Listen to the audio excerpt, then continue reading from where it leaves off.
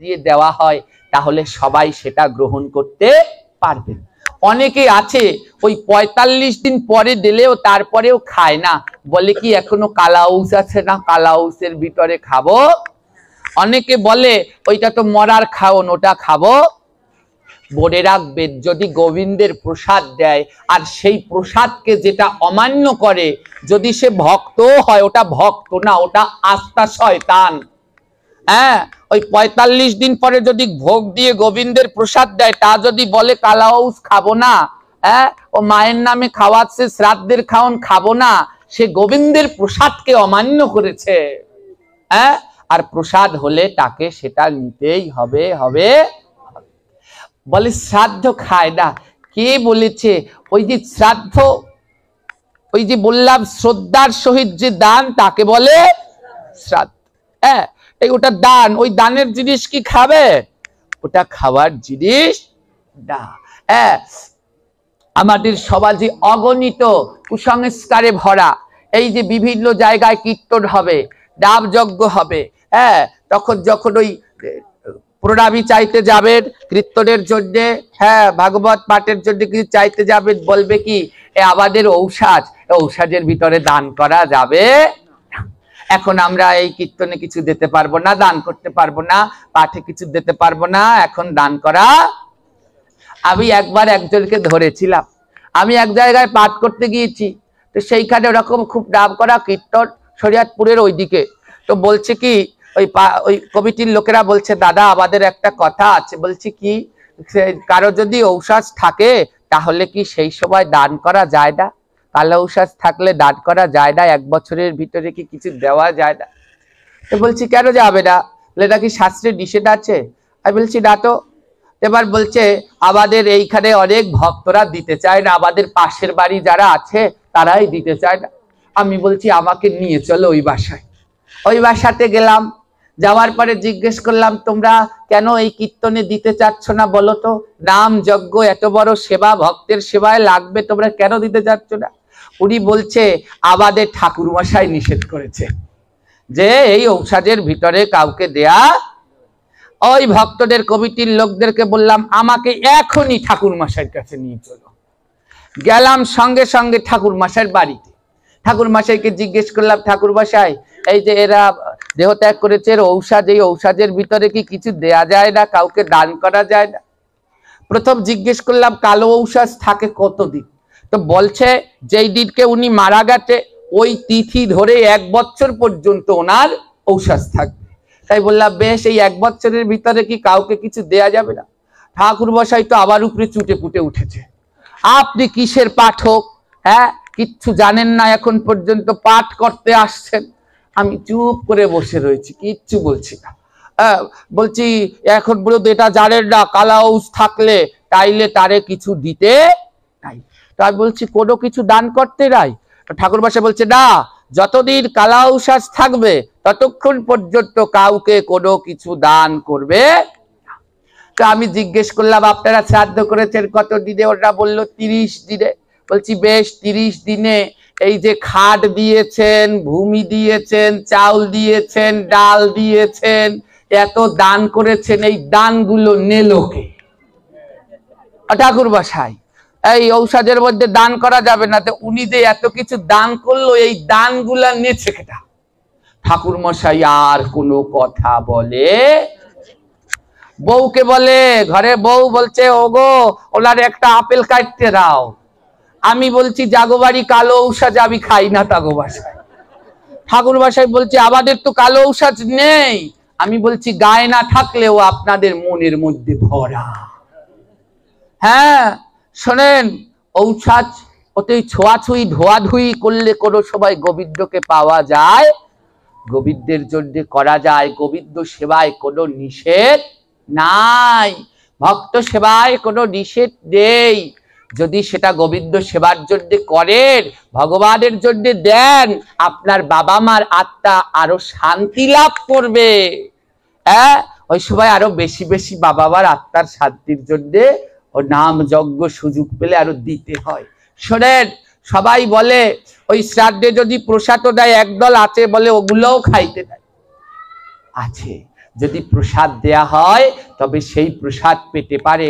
শাস্ত্রে প্রমাণ আছে, স্বয়ং রাধারানীও সেই প্রসাদ পেতে গিয়েছিল। দুই ভক্ত ছিল শুরুর বদ দিয়ে, একজনার নাম রামানন্দ, আরেকজনার নাম শ্যামানন্দ, দুই বন্ধু। হ্যাঁ, কি নাম? রামানন্দ। এই দুই বন্ধুর ভিতরে দুইজনেই পরম ভক্ত, দুইজনেই একেবারে পরম ভক্ত, কিন্তু একজনে হচ্ছে, হ্যাঁ, একজনের ভিতরে হচ্ছে ওই বিধি মার্গ, যিনি রামানন্দ তিনি বিধি মেনে মেনে ভক্তি পালন করে, আর যিনি শ্যামানন্দ তার মধ্যে অত বিধি বিধান, সে প্রেম দিয়ে ভগবানকে ডাকে। আর প্রেম ছাড়া গোবিন্দকে লাভ করা যায়? কোনদিন প্রেম ছাড়া গোবিন্দকে লাভ করতে পারবেন না। ওই যে মীরার ভজনের ভিতরে আছে না, বিনা প্রেম সে নাহি মিলে নন্দলালা, শুনেছেন? গোবিন্দকে পেতে হলে লাগবে প্রেম, প্রেম ছাড়া ভগবানকে লাভ করা যায় না। হ্যাঁ, তো ওই মীরা বলেছে বিনা প্রেম সে নাহি মিলে নন্দলালা।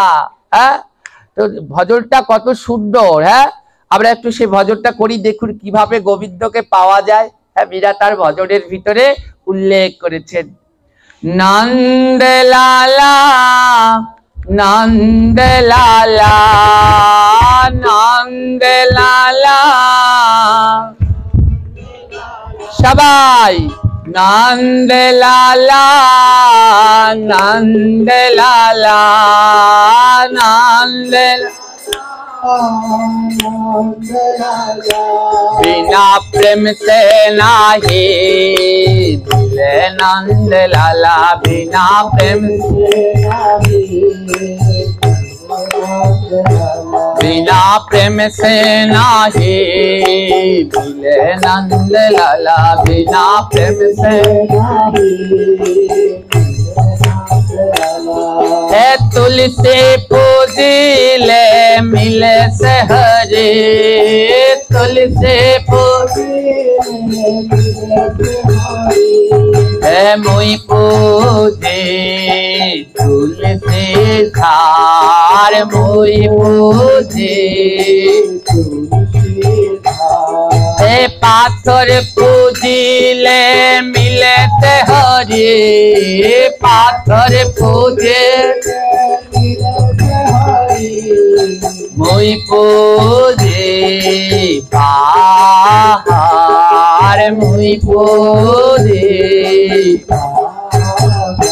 हे नंदलाला नंदलाला,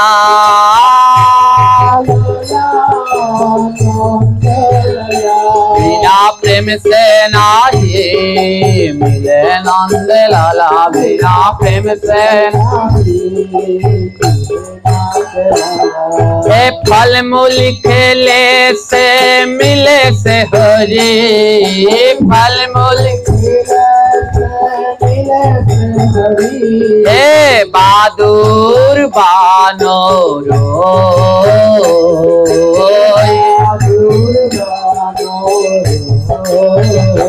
आर तीनों भगने से मिले सहरे, तीनों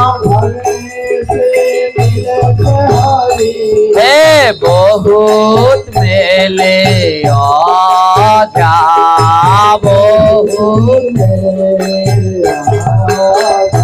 आर स्त्री छोरने तो मिले सहरे,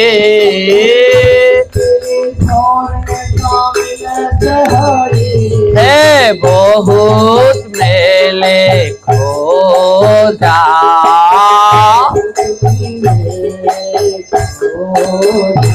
आर मीरा कहे बिना प्रेम से,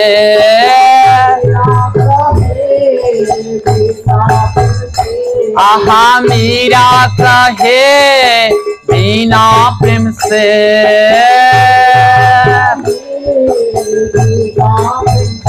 हे नाही मिले नंदलाला, नाही हे नंदलाला नंद लाला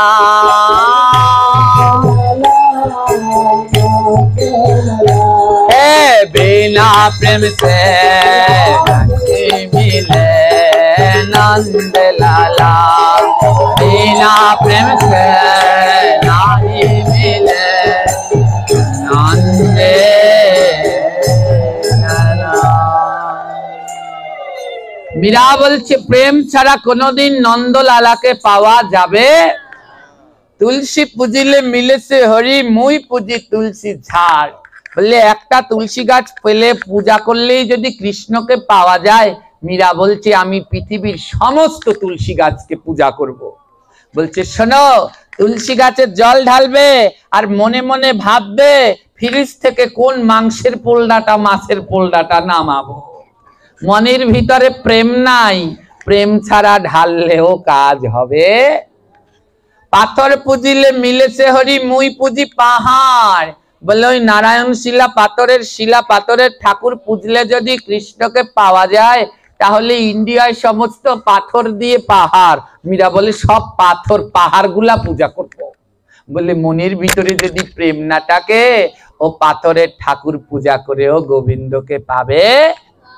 হ্যাঁ, ফলমূল খেলে মিলেছে হরি বাদুর বানর।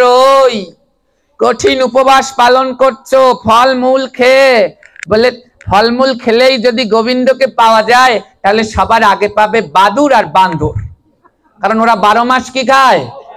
ফল খায়।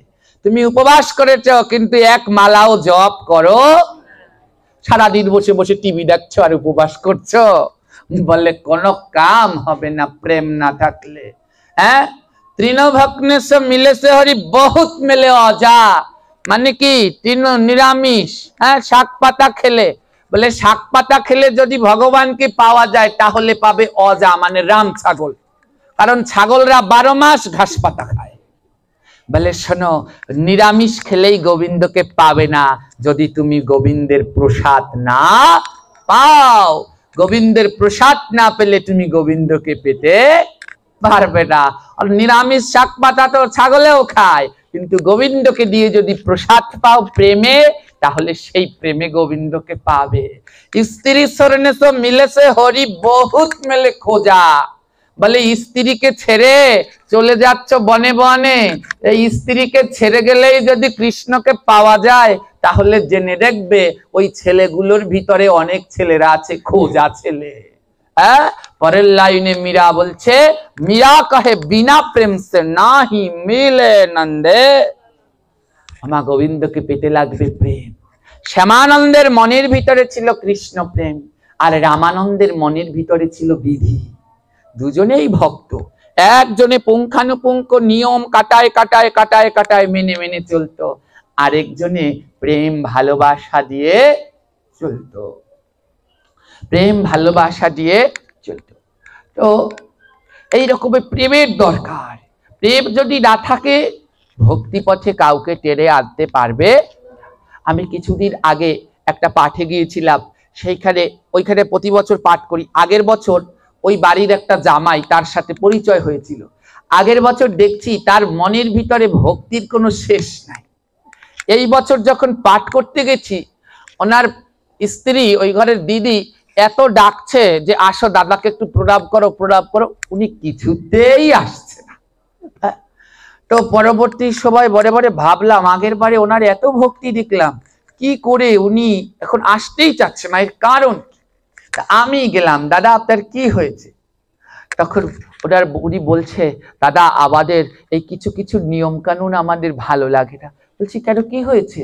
বলছি শোনেন, কিছুদিন আগে আমি একটা মন্দিরে গিয়েছিলাম, সেইখানে সাধুরা ছিল, আমি একটু প্রণাম করতে গিয়েছি, তার জন্য আমার সাথে এত খারাপ ব্যবহার করেছে, এখন আর আবার কাউকে প্রণাম করার ইচ্ছাই। দেখো, যদি কাউকে প্রণাম, কাউকে ছুলে পড়ে, তার যদি একটু ক্ষতি হয়, তোমার একটু ক্ষতি হয়ে ওকে যদি ভক্তিপথে আনা যায়, তবে একজন ভক্তিপথে আনো না, কাউকে দূর দূর করে ফেলে দিও। তুমি বলছি আপনাকে প্রণাম করতে গেলে আপনিও যদি ওই রকম ছ্যাঁচা ব্যবহার করেন, আমি বলছি না, তোমার ভয় নেই, তুমি আসো। তাই প্রেম দিয়ে সবাইকে টানতে হবে। বিধি অনেক সময় থাকলেও সেটাকে রেখে যদি নিজেরও একটু ক্ষতি হয়, যেন অন্যজন ভক্তি পথে আসে, তাকে যেন আনা যায়। এই হচ্ছে সাধুর লক্ষণ। আজকে কি করেছে সেবানন্দ আর রামানন্দ দুই বন্ধু মনে মনে বলছে আমরা বৃন্দাবনে যাব, এই বঙ্গদেশ থেকে আমরা বৃন্দাবনে যাব। আমা বৃন্দাবনে তো সবাই বাস করতে পারে না, শত জন্মের স্বীকৃতি থাকলে পরে তারপরে তারা ব্রজে বাস করতে। শ্যামানন্দ রামানন্দ বৃন্দাবনে গেল।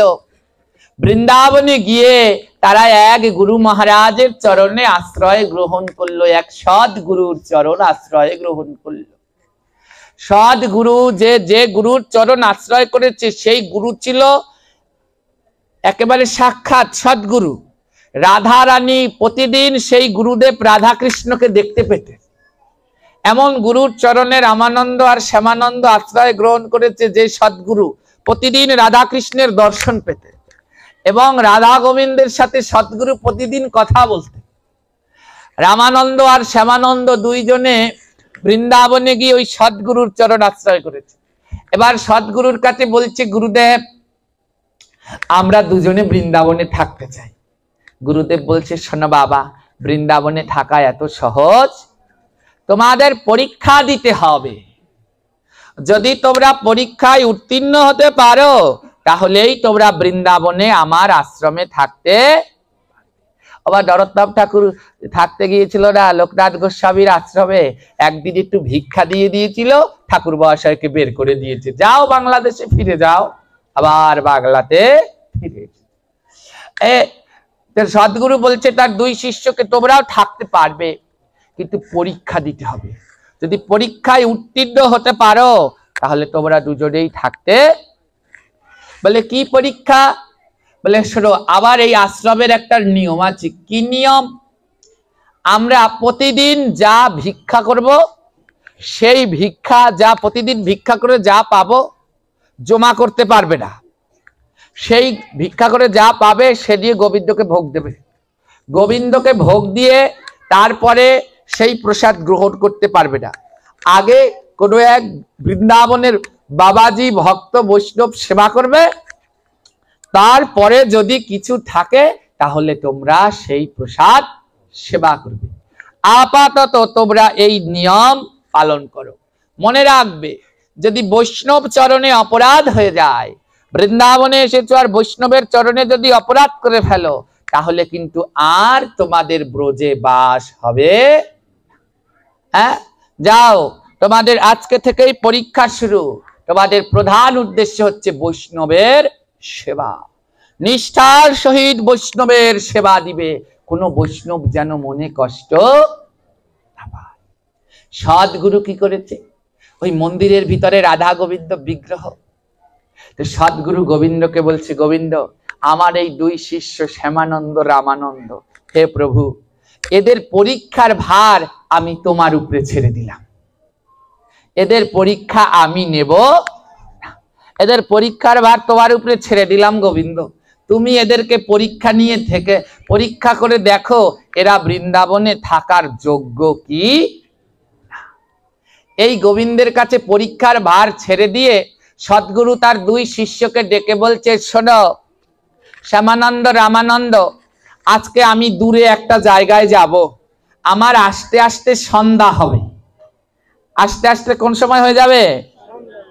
আজকে তোমরা প্রতিদিন তো আমি ভিক্ষা করে যা পাই গোবিন্দের ভোগ লাগাই, আজকে তোমরা দুই শিষ্য ভিক্ষা করবে, যা পাবে গোবিন্দের ভোগ লাগাবে। মনে রাখবে, আমার আশ্রমে যদি কোনো বৈষ্ণব আসে সে যেন অভুক্ত না যায়। আমি সন্ধ্যার সময় আসব, এসে তোমরা আমার জন্য একটু কণিকা প্রসাদ রেখে দেবে, আমি এসে গোবিন্দের সেই কণিকা প্রসাদ গ্রহণ। আমা আজকে কি করেছে গুরুদেব? ওই গোবিন্দকে ভার দিয়ে গেছে, গোবিন্দ তুমি পরীক্ষা নেবে, আমি গেলাম। গুরুদেব চলে গেছে। আজ আমার গোবিন্দ কি করেছে? ভক্তকে পরীক্ষা নেয়ার জন্যে আজ স্বয়ং গোবিন্দ এক কাঙালের রূপ ধারণ করেছে, এক ভিখারির রূপ ধারণ করেছে। কিন্তু ললাটে তার তিলক, কণ্ঠে তার তুলসীর মালা, দুই পায়ে তার কুষ্ঠ রোগ। ঘা হয়ে দুই পা থেকে দুই পা থেকে রক্তপুঁজ গলে গলে পড়ছে। এই রকমের এক বৈষ্ণব ভিখারির রূপ ধারণ করেছে আমার গোবিন্দ। আজ ভক্তকে পরীক্ষা নিয়ে দেখবে বৃন্দাবনে থাকার যোগ্য হয়েছ। গোবিন্দ আমার এমন রূপ ধারণ করে আজ রওনা দিয়েছে। আর ওইদিকে শ্যামানন্দ আর রামানন্দ দুইজনে ওই ব্রজবাসীর দাঁড়ে দাঁড়ে ভিক্ষা করছে। ওমা, ব্রজে প্রায় সবাই রুটি প্রসাদ পায়, যারা স্থানীয় আছে তারা অন্ন খুব কম সেবা করে। তো সেই রুটি ভিক্ষা পেয়েছে। তো কি করেছে সেবাদদ্দ আর রাবাদদ্দ, সেই রুটি এনে তারপরে রুটি তৈরি করবে। আর যে রামানন্দ বিধি মেনে যে চলে, সে কি করেছে, আবার একটু ভালো মন্দ ভক্তের বাড়ি বাড়ি চেয়ে এনেছে। গুরুদেব বলেছে যা পাবে তাই আনবে, ওবার একটু ভক্তের বাড়ি দিয়ে একটু আলু তরকারি চেয়ে চেয়ে এনেছে। আর শ্যামানন্দ যে যা দিয়েছে ওই নিয়ে এসেছে, ওর আর তরকারি নাই। ও কি করেছে, ওই রাস্তা থেকে পাতা লতা পাতা তুলে ওই দিয়ে একটা সবজি রান্না করেছে। আর কি করেছে, ওই রামানন্দ সে কি করেছে, লোকের বাড়ি থেকে থেকে ফলও চেয়ে এনেছে, আমাকে একটা ফল দেবেন গোবিন্দ সেবায়। ও একটু ফলও পেয়েছে। আর শ্যামানন্দ কারো বাড়িতে কিছু চায়নি, ও দেখে গাছে টক জাম হয়ে রয়েছে, ও কয়টা জাম পেরে নিয়ে এসেছে। তো শ্যামানন্দ কি করেছে, সে ওই শাক পাতা তুলে এনে রান্না করেছে, আর তার ফল হচ্ছে কয়েকটা টক জাম। আর রামানন্দ তার ভালো তরকারি আছে, মিষ্টি আছে, ভালো ফল আছে। এবার দুইজনে রান্না বাড়া কমপ্লিট, সবার শেষে তৈরি করবে রুটি।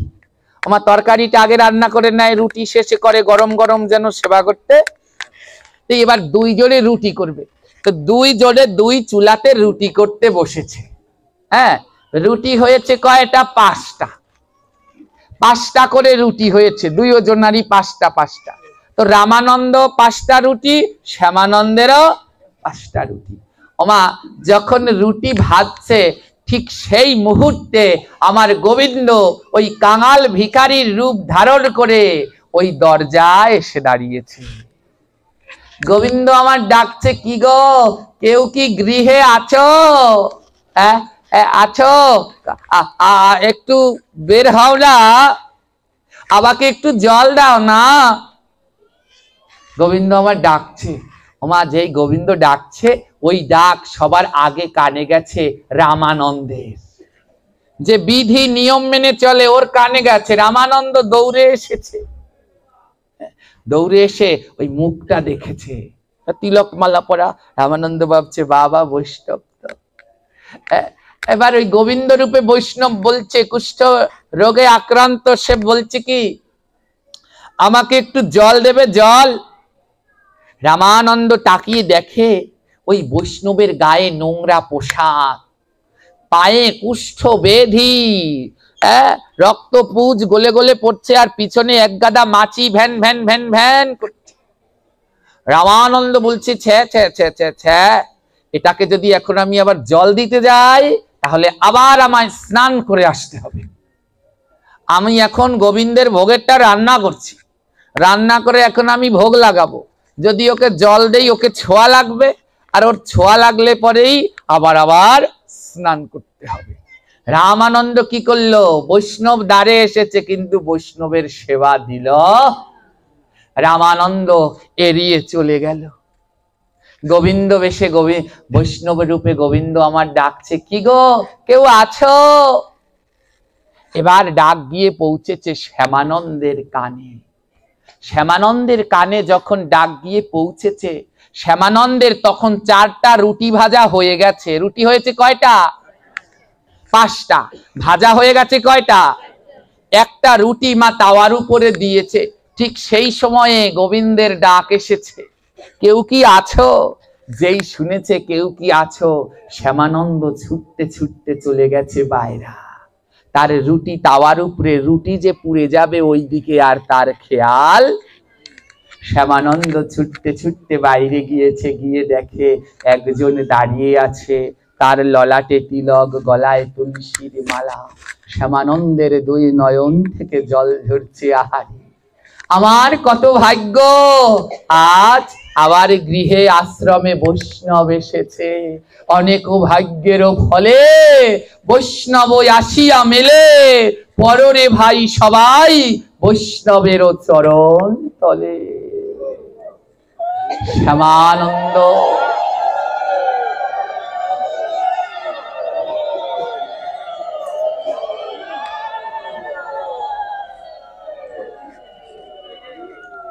শ্যামানন্দ বলছে, আহা আমার কি ভাগ্য দেখেছ, গুরুদেব বলেছে বৈষ্ণব সেবা দিতে।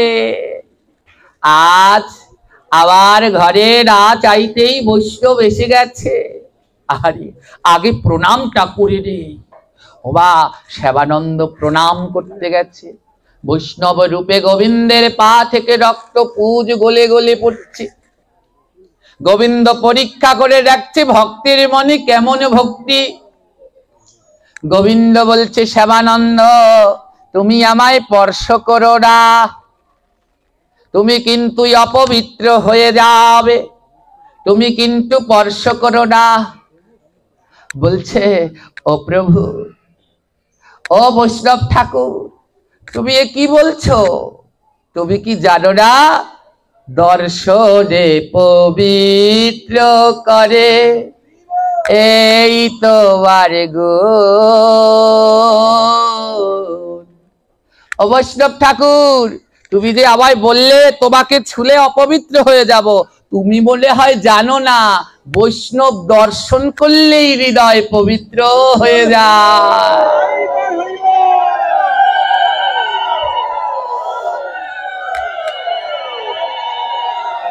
আর কেউ যদি বৈষ্ণব স্পর্শ করে তাহলে তো তার সর্বতীর্থের ফল লাভ হয়ে যায়। শ্যামানন্দ কি করেছে বাগো, বৈষ্ণব ঠাকুরকে আমারে বসতে দিয়েছে। বৈষ্ণব এসেছে, বৈষ্ণব আসলে পরে তার চরণ জল করতে হয়। শ্যামানন্দ পাত্র ভরে জল নিয়ে এসেছে, বৈষ্ণবের চরণ ধৌত করবে। বৈষ্ণব রূপে গোবিন্দ আমারে বলছে, দেখো আমার কুষ্ঠরোগ যদি ছো তোমারও হবে, তোমারও কিন্তু হয়ে যাবে। শ্যামানন্দ বলে, যদি কুষ্ঠরোগ হয় তবে হবে, কিন্তু বৈষ্ণব সেবা থেকে বঞ্চিত হওয়া যাবে না। শ্যামানন্দ পাত্র ভরে জল নিয়ে এসেছে, বৈষ্ণবের চরণ ধৌত করবে। ওমা যখনই চরণের দিকে তাকালো, তাকিয়ে দেখে যেন কোনো সাধারণ বৈষ্ণবের চরণ নয়। শ্যামানন্দ জানে না যে স্বয়ং ভগবানেরই চরণ। কেন জানি শ্যামানন্দের দুই নয়ন থেকে অঝোর ধারায় ঝরছে। জল এনেছিল পাত্র ভরে, ভিঙ্গার ভিঙ্গার ভরে জল এনেছে। বলছে আজকে এই ভিঙ্গারের জল দিয়ে বৈষ্ণবের চরণ ধৌতি করব, কিন্তু নয়ন ধারায় এমন ভাবে জল ঝরছে, তাই মহাজন পদে লিখেছে, ওই ভিঙ্গারের জল ভিঙ্গারে রইল, ভিঙ্গারে রইল, ওই পাত্রের জল পাত্রে পরে রইল, পাত্রের জল পাত্রে আজি নয়ন জলে চরণ ধোয়াইল, নয়ন জলে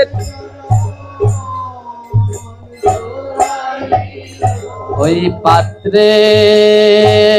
জলে পাত্রে পরে রইল, পাত্রের জলে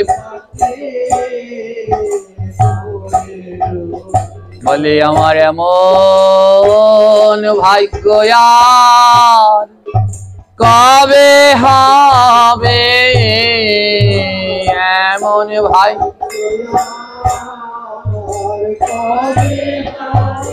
আমি বৈষ্ণবের চরণ ধোয়াইব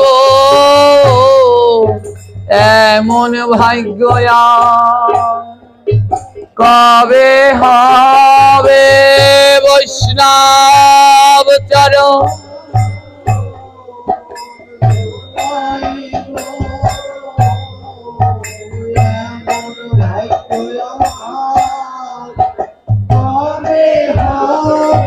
আমায় চরণ ছাড়া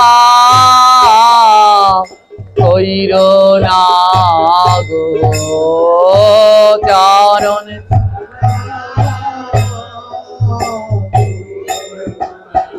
আমায় চরণ ছাড়া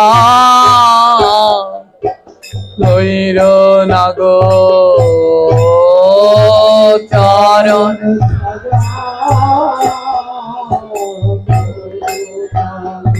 আমি চরণ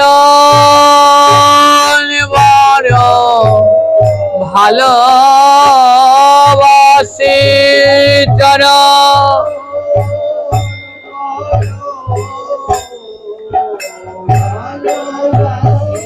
তোমরা দাও দাও আমায় চরণ ধুলি দাও দাও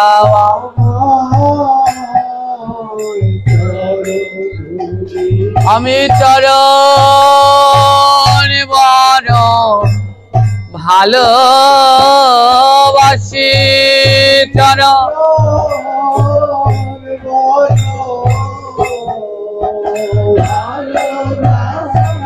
আমি তাই তো বারে বার ছুটে আসি তাই তো বার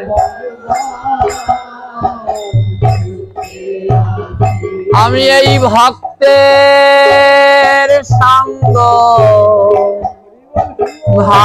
ভালোবাসি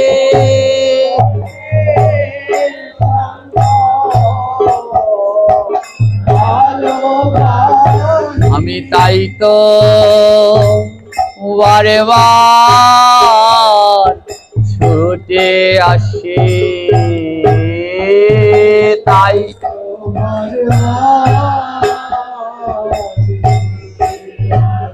আমার গোবিন্দ বলছে ওরে ভক্ত আমি যে এই ভক্তের সঙ্গ করতে ভালোবাসি তাই তো আমি নানা রূপে নানা বেশে বারে বারে এই ভক্ত সঙ্গ করবার জন্য ছুটে আসি আহারে তোর মধ্যে এত প্রেম তুই চরণ ধৌত করতে জল এনেছিস পাত্র ভরে কিন্তু সেই পাত্রের জল পাত্রেই রয়েছে তুই নয়নের জল দিয়ে আমার চরণ ধৌত করে দিয়েছিস রে ভক্ত তাই আয় রে ভক্ত একবার পরশ করি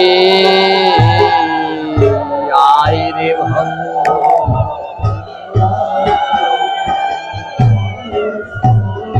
তুই আয় রে ভক্ত একবার পরশ করি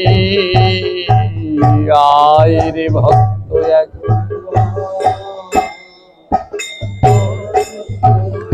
এমন মানব জনবয়া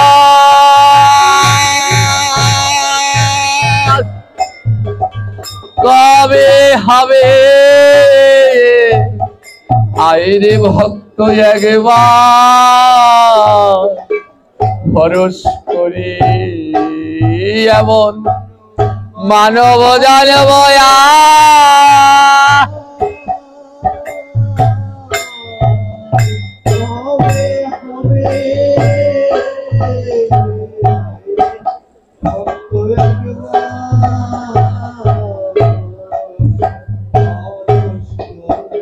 এমন সাধু সঙ্গয়া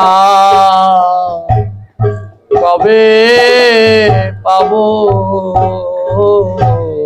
সাধু সঙ্গ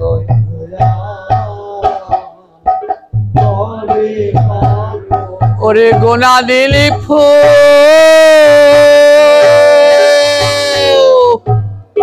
রাইয়া গেল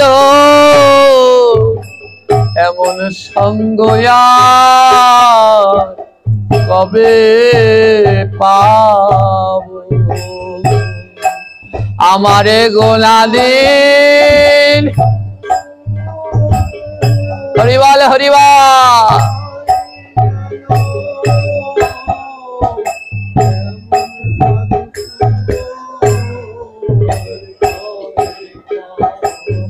আহারে দেখতে দেখতে আমাদের 3টা দিন কেটে গেল। এই 3 দিনে মধুর বৃন্দাবনে আমরা কত ভক্তের সঙ্গ পেলাম। আজও কত ভক্তের পদচারণায় এই আঙিনা মুখরিত। আমার গোবিন্দের নাম হচ্ছে। ভক্তগণ আমার প্রেমানন্দে অধর ধারায় ধরছে। কালকে কিন্তু এই আঙিনা এমন খালি পড়ে থাকবে, আর ভক্তরাই আসবে না, কইবে না মধুর কথা। আবার অপেক্ষা করতে হবে 1 বছরের জন্য। তাই মহাজন বলছে এমন সঙ্গ আর কবে পাবো। তাই গোনা দিন ফুরাইয়ে গেলে আর সাধন কিন্তু হবে না। আজ গোবিন্দ ভক্তকে পরীক্ষা নিতে এসেছে। গোবিন্দ বলে না না না না, এমন করলে তো হবে না। আমি যদি এত নরম হয়ে যাই ভক্তের পরীক্ষা কেমন করে নেব। গোবিন্দ বলে শ্যামানন্দ গো, আমার বড় ক্ষুধা পেয়েছে, একটু কি খাবার হবে? আমার এখন পর্যন্ত ভোগ হয়নি। শ্যামানন্দ বলে বৈষ্ণব ঠাকুর একটু অপেক্ষা করবে, আমি একটু ভোগ দিয়ে আসি। ওমা ওইদিকে 4টা রুটি হয়েছে, 1টা রুটি পুড়ে কালো হয়ে গেছে। বলছি আমি একটু ভোগ দিয়ে আসি।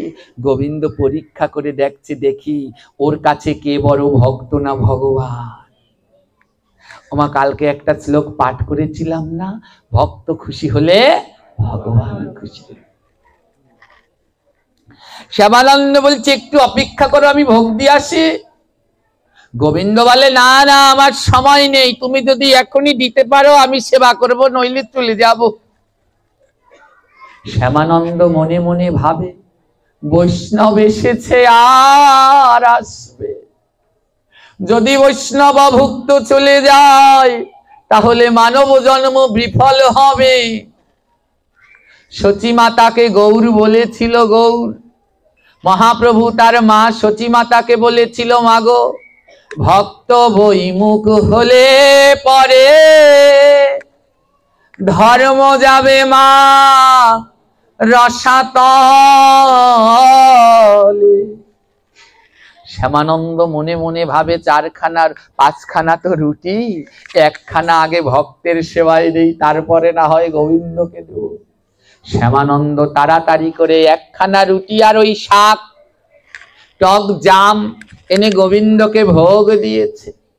শ্যামানন্দের মনে এমন ভক্তি মিশিয়ে রুটি বানিয়েছে মা।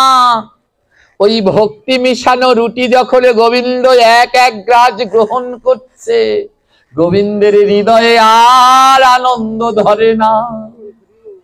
গোবিন্দই আমার নয়ন জলে ভেসেছে। যখন 1খানা রুটি প্রসাদ পাওয়া শেষ, গোবিন্দ বলে শ্যামানন্দ আমার তো পেট ভরেনি, আরেকটা রুটি দেবে? শ্যামানন্দ বলে থাক, এখনো তো 4টা রুটি আছে, 1খানা দে। 1খানা দে। আবার কি করেছে, আর একটা ভালো রুটি নিয়ে এসেছে, আর ওই রুটিটা যে পুড়ছে খেয়াল নেই, এখনো পুড়ে কালো হয়ে যাচ্ছে। আরেকটা রুটি দিয়ে এসেছে, সেইটা সেবা করছে। গোবিন্দের আনন্দ আর ধরে না, বলে শ্যামানন্দ আরেকটা কি রুটি হবে? শ্যামানন্দের পাত্রে আর 2খানা রুটি আছে। শ্যামানন্দ বলে প্রভু, তোমার ভক্ত সেবা করলে নাকি তুমি খুশি হও, তাই আমি আরো একটা রুটি তোমার ভক্তের সেবায় দিলাম। আরেকটা রুটি যখন সেবা করছে, ওই রুটিও সেবা করা শেষে গোবিন্দ বলে শ্যামানন্দ আরেকটা কি রুটি হবে? আমার রুটি এখন আর পাত্রে একটা আছে, আরেকটা চুলার উপরে। শ্যামানন্দ বলছি এখনো তো দুইটা রুটি আছে। ছুটতে ছুটতে রান্নাঘরে গিয়ে দেখে একটা রুটি পুড়ে কয়লা কালো হয়ে গেছে।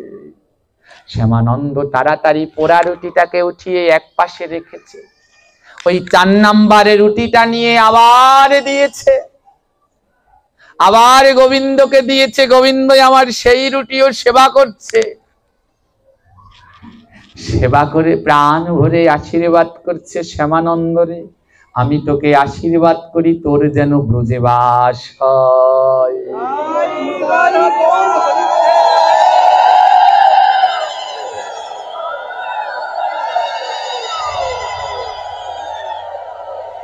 ওইদিকে মাগো ওই রামানন্দ বিধি মেনে পরিষ্কার পরিচ্ছন্ন ভাবে গোবিন্দের ভোগ দিয়ে প্রসাদ এনে ঢেকে রেখে দিয়েছে, কিন্তু গোবিন্দ ওর খাবারের স্পর্শ করে নাই। শ্যামানন্দ কি করেছে, 5 নাম্বার পোড়া রুটি আর একটুখানি ওই তরকারি আর টক জাম এই নিয়ে শ্যামানন্দ আবার ওই গোবিন্দ মন্দিরে গিয়ে গোবিন্দের ভোগ লাগিয়েছে। একটু আগে ওই গোবিন্দ 4টা রুটি খেয়েছে। গোবিন্দ বলে রাধে গো, অমন রুটি আমি কোনোদিন সেবা করি নাই, আমি ওই পোড়া রুটিও সেবা করব।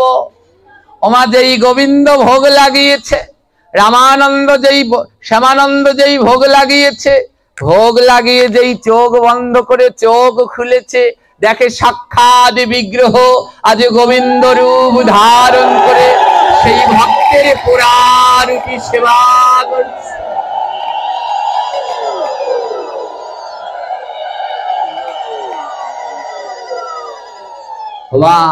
গোবিন্দের সেই অপূর্ব রূপ দেখে শ্যামানন্দ প্রেমে পাগল হয়ে গেছে। ধুলার মাঝে খানিক গড়াগড়ি দেয়, খানিক হা রাধে হা কৃষ্ণ বলে উন্মত্ত হয়ে ব্রজের পথে পথে ধাইয়া বেড়ায়।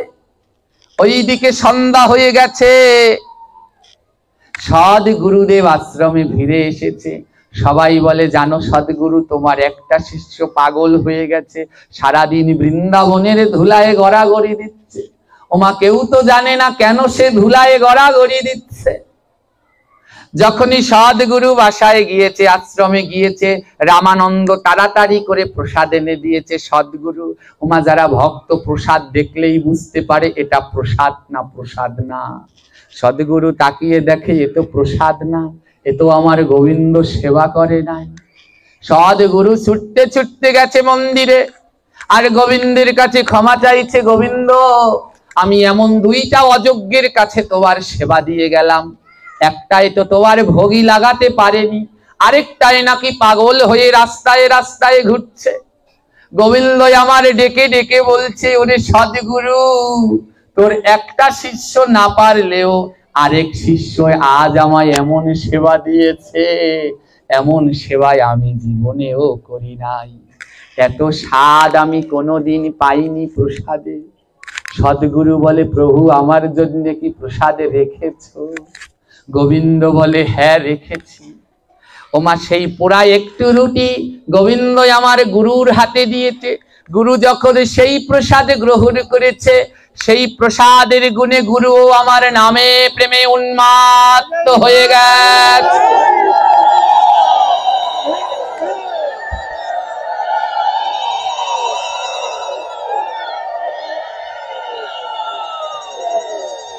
গোবিন্দ আমার সব কথা গুরুর নিকট খুলে বলল, শোন তোর ওই রামানন্দ বৈষ্ণব সেবা দিতে জানে না, কিন্তু তোর শ্যামানন্দ সে বৈষ্ণব সেবা দিয়েছে।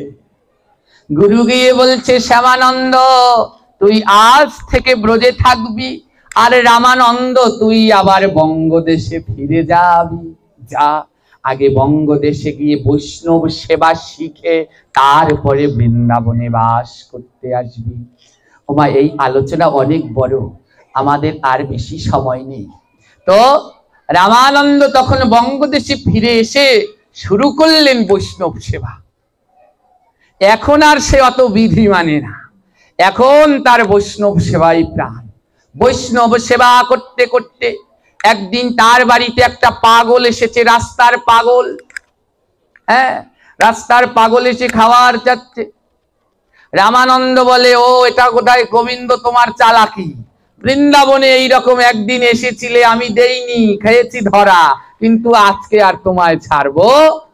কিন্তু ওই বাংলাদেশে আর গোবিন্দ আসেনি, আসছে সত্যি একটা পাগল। রামানন্দ কি করেছে, সেই পাগলকে আশ্রমে, সে বাংলাদেশের জায়গায় আশ্রম করেছে, সেইখানে নিয়ে পাগলকে ধুইয়ে মুছিয়ে ওই পাগলকে রাখে। হ্যাঁ, বলে গোবিন্দ হলেও হতে পারে, তার চালাকি বোঝা যায়। রামানন্দ তখন কি করেছে, ওই পাগলটাকে সেবা যত্ন করতে লাগলো বৈষ্ণব রূপে। আর বৃন্দাবন থেকে গুরুদেব পাঠিয়ে দিয়েছে, যাও বাংলাদেশে গিয়ে বৈষ্ণব সেবা করো। শোনো বাবা, যদি কোনোদিন গুরুদেব বলে দিয়ে, যদি কোনোদিন বিপদে পড়ো সেই দিন তুমি আমায় ডাকবে, আমি যাব। যাও বাংলাদেশে গিয়ে বৈষ্ণব সেবা করতে থাকো, বঙ্গদেশে গিয়ে বৈষ্ণব সেবা করতে থাকো। তখন শ্যামানন্দ কি করলো, রামানন্দ ওরকম সেবা করতে লাগলো, আর ওই পাগলটাকে বৈষ্ণব রূপে সেবা করতে লাগলো। ওমা, পাগলটাই ওকে মারে ধরে, কিন্তু তাও পাগলকে বৈষ্ণব রূপেই সেবা করতে করতে একদিন ওই পাগলটা মরে গেল। পাগলটা ওই আশ্রমে মরে গেল। যেই পাগলটা আশ্রমের ভিতরে মরে গেল, তখন কি করলো, শ্যামানন্দ ওই পাগলের উদ্দেশ্যে শ্রাদ্ধ করলো। শ্রাদ্ধ করে ওই রকম 45 দিনে তার জন্য বৈষ্ণব সেবার আয়োজন করলো, গ্রামের সবাইকে নিমন্ত্রণ দিল। সবাই বলছে, আমরা পাগলের শ্রাদ্ধে যাব না। বলছে কেন? কারণ ওটা কোন ধর্মের না কোন জাতের, ওইটা খেয়ে কি আমরা মরবো? আমরা কেউ যাব না। ওমা, রামানন্দ কি করেছে, তিনি তার মতো করে সব রান্না করেছে। হ্যাঁ, সব কিছুর আয়োজন করেছে। শ্রাদ্ধে যেরকম ডাল তরি তরকারি যা যা লাগবে সব কিছু রান্নার জন্য আয়োজন করেছে। রামানন্দের মনে বিশ্বাস, বৈষ্ণব সেবা দিলে কোনোদিন বৃথা যাবে। আর সে পাগল হতে পারে, কিন্তু তার কাছে সে বৈষ্ণব। তো নিমন্ত্রণ করেছে, কেউ গ্রামের আসছে না। হ্যাঁ, তাহলে ওই ভক্তের বৈষ্ণব সেবা হবে না। শ্রাদ্ধে ওই যে প্রসাদের আয়োজন করেছে, কেউ প্রসাদ দেবে না। রামানন্দ পড়েছে বিপদে। তখন মনে পড়েছে, আরে আমার গুরুদেব তো কথা দিয়েছে, যদি কোনোদিন বিপদে পড়ো আমায় ডাকবে, আমি আসবো। রামানন্দ তখন কি করলো, গুরুকে ডাকতে লাগলো, জয় গুরুদেব, জয় গুরুদেব, জয় গুরুদেব, জয় গুরুদেব, জয় গুরুদেব, জয় গুরুদেব। রামানন্দের মন এখন পবিত্র। যেই গুরুদেবকে ডেকেছে, গুরুদেব বৃন্দাবনে দেহটা রেখে চলে এসেছে আত্মা নিয়ে। ও বাবা, আমায় ডেকেছিস? গুরুদেব বলে হ্যাঁ। হ্যাঁ, শিষ্য বলে হ্যাঁ গুরুদেব, আমি বড্ড বিপদে পড়েছি, বৈষ্ণবের নামে প্রসাদের আয়োজন করেছি, ওর শ্রাদ্ধ তো, তাই প্রসাদের আয়োজন করেছি, কিন্তু এই নাকি কেউ সেবা করবে না। আমার যে এখন বড় বিপদ, কে রান্না করবে আর কে প্রসাদ পাবে? গুরুদেব বলে চিন্তা করো না। গুরুদেব স্মরণ করছে মা অন্নপূর্ণাকে, জয় অন্নপূর্ণা, জয় অন্নপূর্ণা,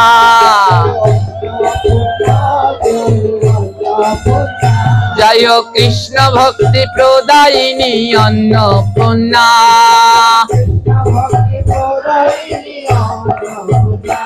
অন্নপূর্ণা বলছে, গুরুদেব আমায় ডাকছো কেন? বলে এই যে ভক্তের সেবার রান্না করতে হবে। অন্নপূর্ণা বলে চিন্তা নাই, শুরু করে দিলাম রান্না। হ্যাঁ, কিন্তু প্রসাদ পাবে কে? গুরুদেব বলে চিন্তা নাই, আমি ডাকছি, জয় নিতাই গৌরাঙ্গ, জয় নিতাই গৌরাঙ্গ, জয় গদাই গৌরাঙ্গ, জয় গদাই গৌরাঙ্গ, জয় নিতাই গৌরাঙ্গ, জয় নিতাই গৌরাঙ্গ, জয় গদাই গৌরাঙ্গ, জয় গদাই গৌরাঙ্গ। আমাদের গুরুদেব নিতাই গৌর গদাধরকে ডেকেছে, তিনজনে চলে এসেছে। কি ব্যাপার? বলে তোমরা কেন? তোমাদের 64 মহন্ত, দ্বাদশ গোপাল, 6 চক্রবর্তী, অষ্ট কবিরাজ এরা কই? ওমায় এক এক করে সব চলে এসেছে। রান্না বাড়ার ধুম ঠুং ঠাং আওয়াজ হচ্ছে। গ্রামের সবাই বলে ব্যাপার কি, ওই বাড়িতে হচ্ছেটা কি? হ্যাঁ, সবাই মা গিয়ে ওই পর্দার ফাঁকা, বেড়ার ফাঁকা দিয়ে হুকি ঝুঁকি মারছে, কিন্তু কিছুই দেখতে পারছে, কারণ ওখানে সব গৌর পার্ষদরা চলে এসেছে। দেখবে কি করে? ওদের তো চোখ হয়নি। এবার সব রান্না হয়ে গেছে, চারোদিকে সুঘ্রাণ ছড়িয়ে গেছে। এবার বলে প্রসাদ দেবে কে? এই এত ভক্ত, কে এদেরকে প্রসাদ দেবে? সব সারি সারি বসেছে। এবারে রাধা রানী এসেছে, এবারে রাধা রানী এসেছে। ওই ভক্ত সেবা দিতে আমার রাধা রানী এসেছে।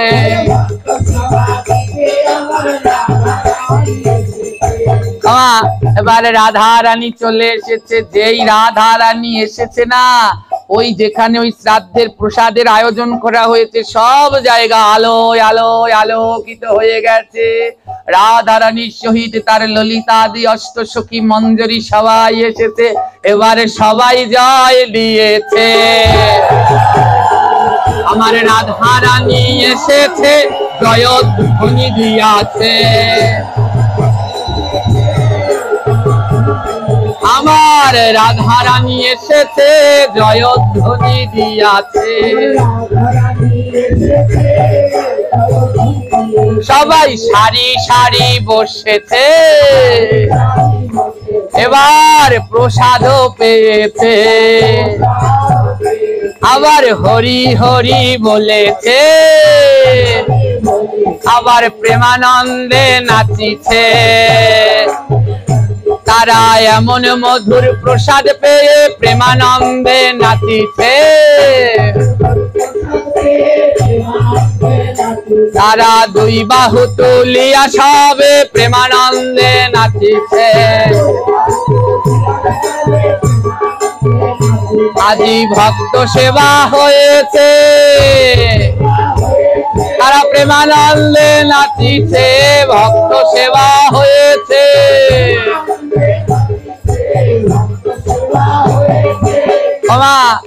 এই আলোচনায় প্রমাণ করলো কি, যদি কোনো শ্রাদ্ধে নিয়ম মেনে গোবিন্দের প্রসাদ দেয়, তাহলে স্বয়ং রাধা রানী সেই খারে চলে আসে প্রসাদ দিতে। তাই সব শ্রাদ্ধ কার্যেই গোবিন্দের প্রসাদ দিতে হবে। গোবিন্দের ভোগ দিয়ে ভক্তের জন্য প্রসাদের আয়োজন করতে হবে। আর সেই প্রসাদে ওই যার উদ্দেশ্যে দেবে তার আত্মা গোবিন্দের কাছে পৌঁছে যাবে। ওবা দেখুন কি আনন্দ, পাগলটারও কি ভাগ্য, তার সেবায় আজ সব চলে এসেছে। এবারে রাধা কৃষ্ণের মিলন হলো, বদনেতে হরি বলো। এবার রাধা কৃষ্ণের মিলন হলো, বদনেতে হরি বলো।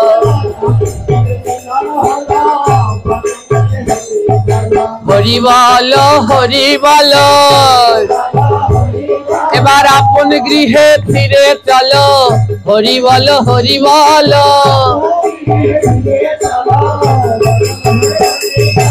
এই যে সবাই তো এখানে 3 দিন থেকেছি, এবার শেষ। এবার আমাদের যার যার গৃহে আবার ফিরে যেতে হবে। আত্মীয় স্বজন যারা যারা এসেছিলেন, হরি হরি বলে আবার আপন গৃহে চলেন। হ্যাঁ, তাই যদি থাকে লেখা আবার হবে দেখা।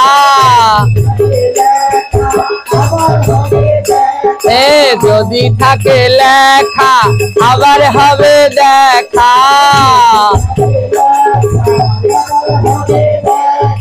সবাইকে বলে যাই টাটা বাই বাই। সবাইকে বলে যাই টাটা বাই বাই। তবে কৃষ্ণ নাম করা চাই, ওই মালা জপ করা চাই, প্রসাদ কিন্তু পাওয়া যায়। সবাইকে বলে যাই টাটা বাই বাই, তোমরা ভুলো না ভুলো না আমার প্রাণ গোবিন্দের রাতুল চরণ, ভুলো না ভুলো না।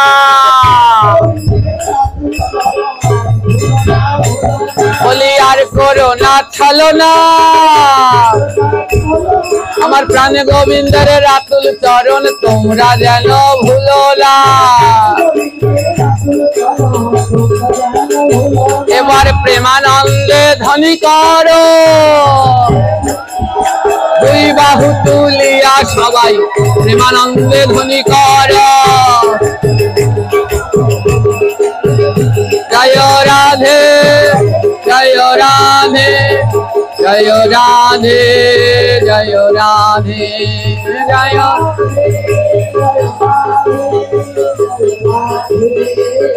জয় রাম।